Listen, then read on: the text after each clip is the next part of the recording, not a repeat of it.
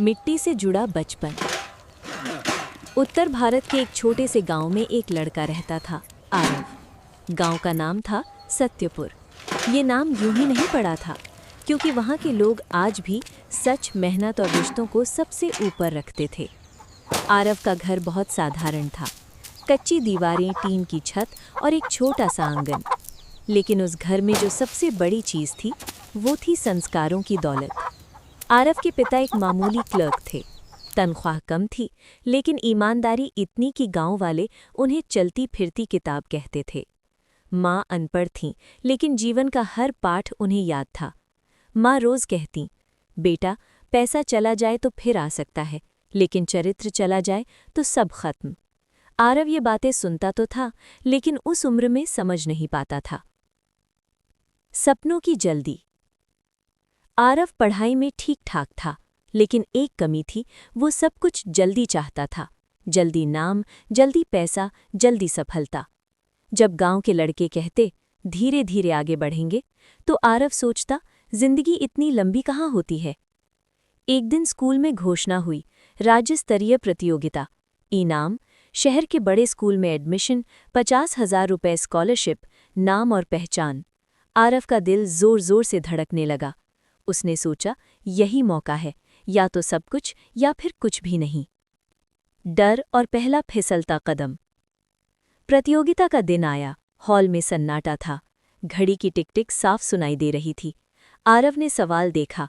कुछ सवाल आसान थे, लेकिन कुछ बहुत कठिन। उसके माथे पर पसीना आ गया। उसी पल उसकी नज़र बगल की सीट पर बैठे छात्र पर पड़ी। उत्तर खुले पड़े थे। आरव के अंदर दो आवाज़ें चल रही थीं। एक बोली, मत करो, पिता की ईमानदारी याद रखो। दूसरी बोली, बस एक बार, जिंदगी बदल जाएगी। और आरव हार गया। उसने नकल कर ली। जीत जो बोझ बन गई। परिणाम आया, आरव जीत गया। पूरा गांव खुश था। माँ ने मिठाई बांटी। पिता की आंखों में आंसू थे, खुशी के। लेकिन आरव की आत्मा भारी थी। रात को उसे नींद नहीं आई। उसे लगा जैसे हर दीवार उससे सवाल कर रही हो। एक साधारण इंसान, बड़ी सीख। अगली सुबह स्कूल के चौकीदार रामू काका ने कहा, बेटा, जो जीत रात की नींद छीन ले, वो जीत नहीं होती। ये शब्द आरव के दिल में उतर गए। उस दिन आरव ने पहली बार समझा कि गलती छुपाने से बड़ी सजा कुछ नहीं होती। सच का सबसे कठिन रास्ता। आरव ने प्रिंसिपल के सामने सच स्वीकार किया। हॉल में सन्नाटा छा गया।